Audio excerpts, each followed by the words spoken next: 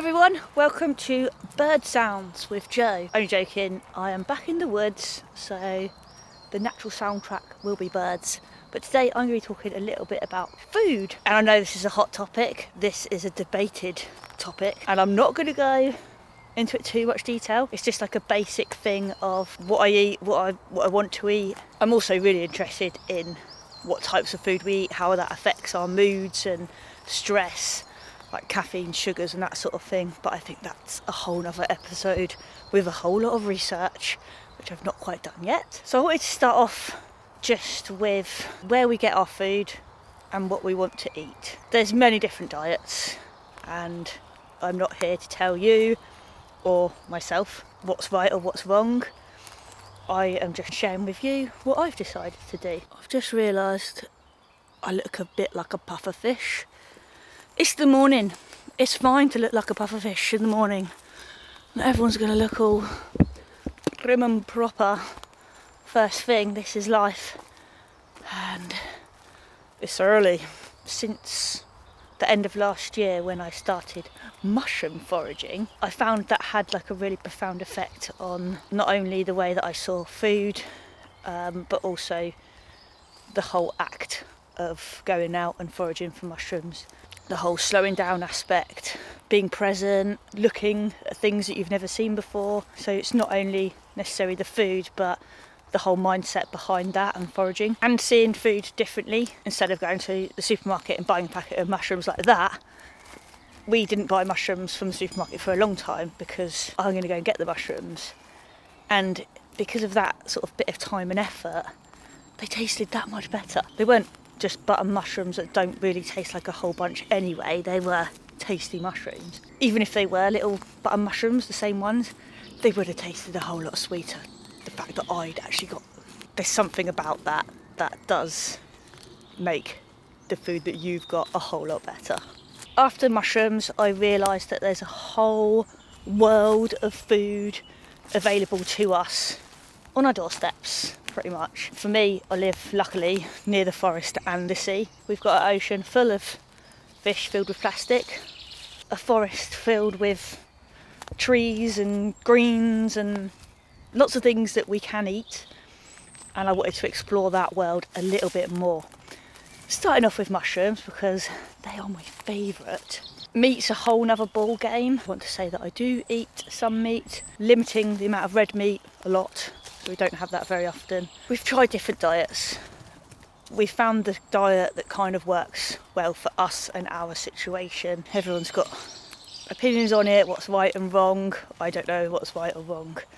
This is what feels right for us. We love fish. However, these programmes are telling you how bad, fish farms are and mass fishing, that sort of thing, which made me think, once I got into the whole foraging side and trying to get our own food, I thought, well, maybe I could try and catch our own fish. I spoke to my dad about it because he fishes a lot in the summer, and at the weekend we did our little first fish.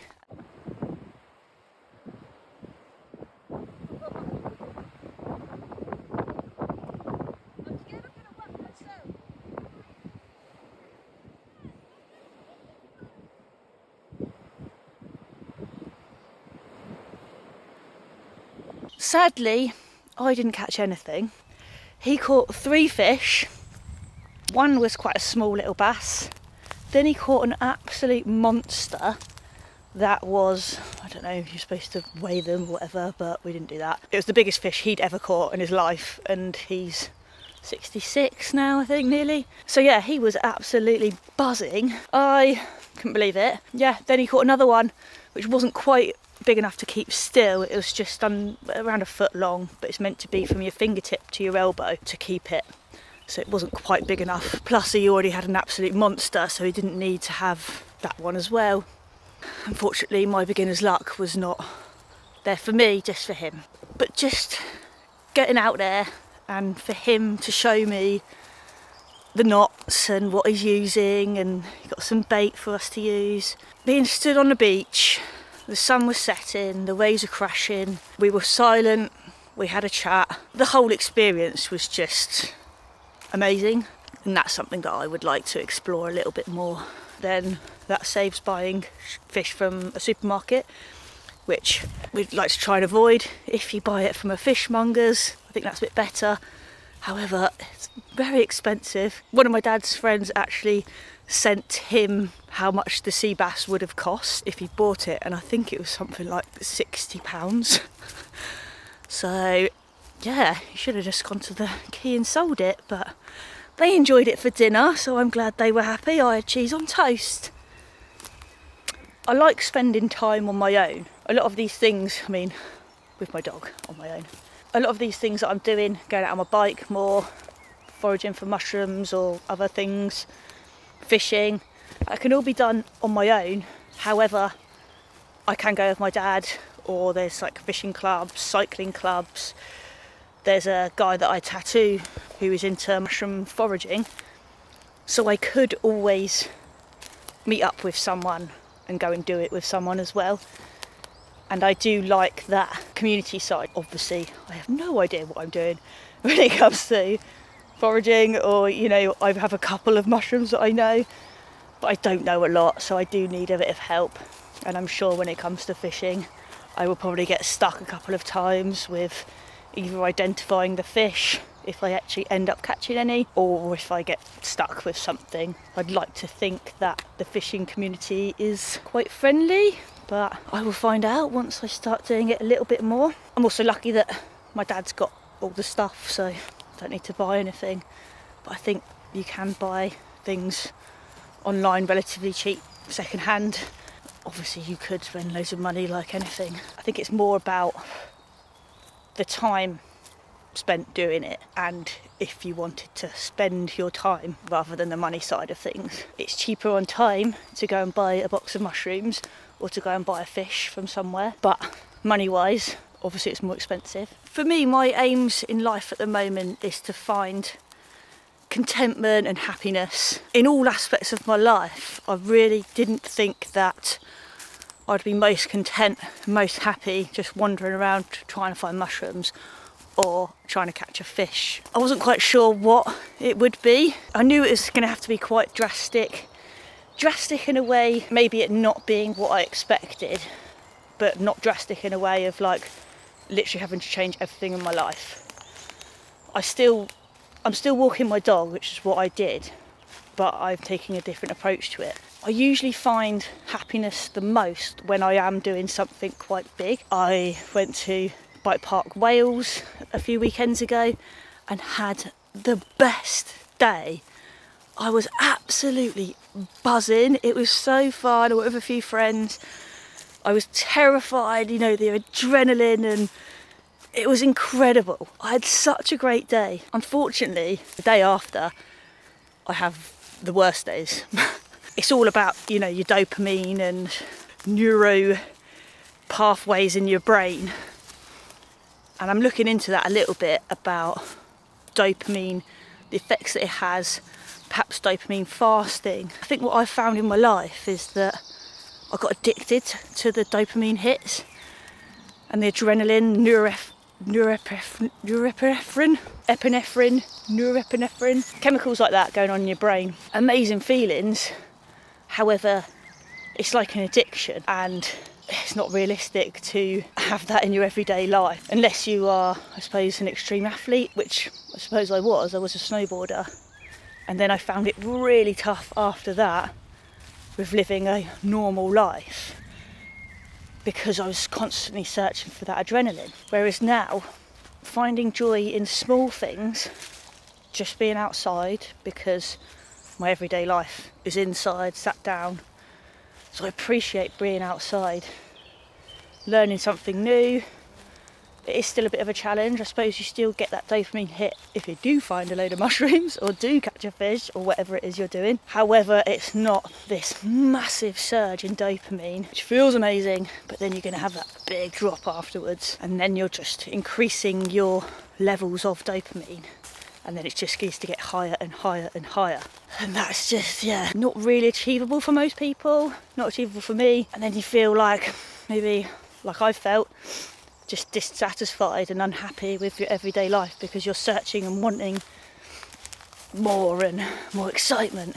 Whereas now I think I'm starting to realise actually slowing down and taking in all these little details and just feeling these little bits of joy, that's enough, I think. I hope. More often than not, I will not find any mushrooms. Or my first case of fishing, I did not catch a fish. So it's not about the end goal, which I think is a good metaphor for life. It's about the journey and what you learn on the way. Just standing in front of the sea for a couple of hours, I've learnt how to fish a little bit, the little basics. I've had a nice chat with my dad, so I've had that connection, social connection, family. It's more than just about the fish. I think that's what my point is. It's more than just about the mushrooms. It's the whole experience. And it looks like there were no mushrooms again today. It's the spring, so I was hoping that things are starting to kind of come back. All my foraging books are telling me that there should be some things around, not in this spot. That was usually my lucky spot in the autumn. So maybe this is just an autumn spot. I'll also put a link of the books that I'm using in the description box, and if there's any other resources or videos that I think that you might find useful. I spend a lot of time inside because that's where everything is. That's where the kettle is, that's where the TV is, that's where the Wi-Fi is. But sometimes I think we all just need a little disconnect from the world and going back to our roots as human beings. Being outside, I think we're natural hunter-gatherers. Would anyone actually be able to survive on their own in the woods? Absolutely not. I would also not be able to eat to survive unless those two types of mushrooms that I know are around, and I don't think you can survive on mushrooms. It's just something I'm really interested in, not necessarily surviving in the woods, but just going back to our roots of what we are kind of more inclined to do, rather than being crouched over on our phones and the kind of detrimental effects sitting down has, social media has, all these things. I'm trying to battle that and go back in time to be a Neanderthal.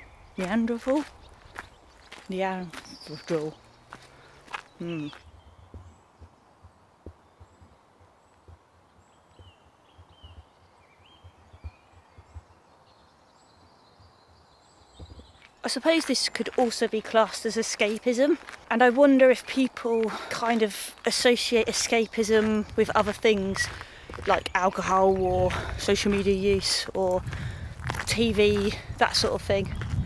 I think I would more associate that with numbness, trying to numb feelings or escape feelings, rather than this sort of escapism is escaping that.